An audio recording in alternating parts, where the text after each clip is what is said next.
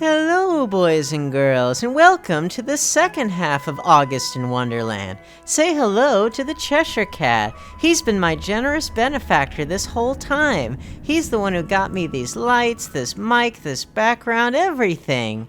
Yeah, he's always looking out for me. In fact, he just brings a smile to my face. Oh, sorry there, I don't know what came over me. Anyway, today's movie is actually two movies in one. It was aired on two different nights on CBS in 1985, and it adapts both Alice books. It's the 1985 Alice in Wonderland TV miniseries. 120 years after Lewis Carroll's classic novel was published, a new adaptation of Alice in Wonderland aired on CBS in two parts on December 9th and December 10th, 1985. Part 1 focused on the events from Alice's adventures in Wonderland, and Part 2 adapted through the looking glass into one singular connected narrative. It was a star-studded affair once again, featuring such entertainment luminaries as Sammy Davis Jr., Carol Channing, Donald O'Connor, Roddy McDowall, Pat Morita, Harvey Korman, Jonathan Winters, John Stamos, Ernest Borgnine, Beau Bridges, Lloyd Bridges, Sid Caesar, and Ringo Starr. And guess what? It's another musical adaptation. A former Beatle having a successful acting career? That's hard to imagine. Well, it's easy if you try, Dick. Hey, you watch your language, John!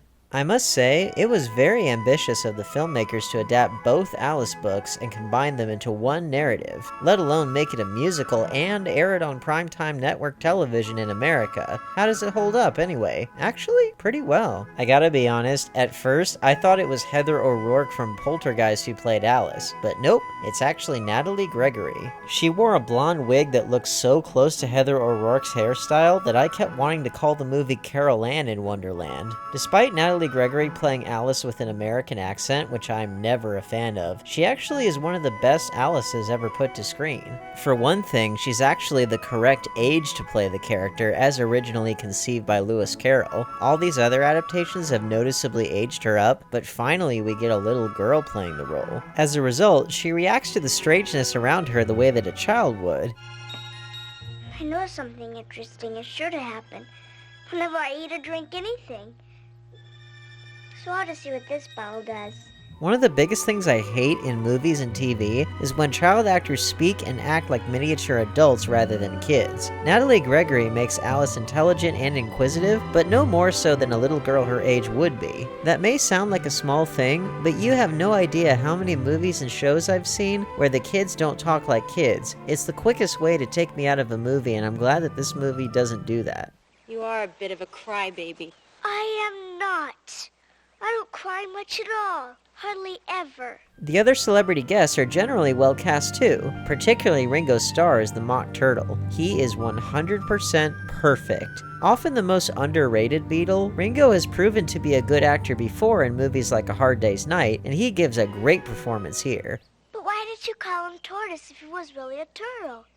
We called him Tortoise because he taught us. Really, you are very dull. This was around the time in his life when he was really specializing in children's media, providing the narration for the UK original version of Shining Time Station. The other notable guest star who stood out to me was Sammy Davis Jr. as the Caterpillar, most notably because of how weird his scenes are. He just appears out of nowhere in puffs of smoke so often that it scared me every time it happened. Plus, most of the time, he's not even a caterpillar at all. He just assumes human form and does a delightful song and dance whenever he feels like it. Kinda defeats the point of the character, doesn't it? Oh, and Sammy Davis Jr. is playing a character who's best known for smoking when he himself would die of throat cancer 5 years later. Yeah. Oh, and what's more, get a load of this version of the Cheshire Cat. Made a dreadfully ugly child. But maybe a rather handsome pig, I suppose.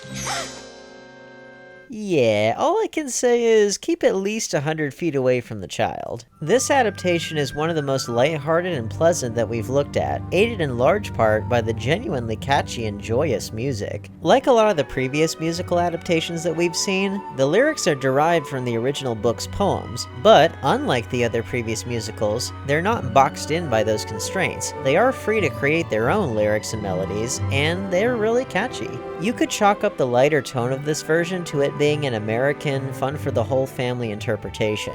Makes sense. Americans generally have a very hard time dealing with harsh reality, let alone the subtle satire and social critiques in Lewis Carroll's original text. But when you really think about it, what is Alice in Wonderland without the darker undertones? Most of the versions we've looked at up to now, even the 1951 Disney version, had at least some dark implications to them. There aren't that many dark moments in this version, and the ones that do make the cut are no darker than something you'd see on a Saturday morning kids show. But then again, for younger children, this version would be a good way to introduce them to both stories, which not even the 1951 version can boast. And I do give them a lot of credit for linking Alice's adventures in Wonderland and Through the Looking Glass together back to back into one narrative. You wouldn't necessarily think it would work as well as it does. The only thing that might be a bit much for viewers is the runtime. Adding both parts together, it's over 3 hours long. If you have the patience for it and you don't mind something a little lighter, then definitely check it out. It's worth it.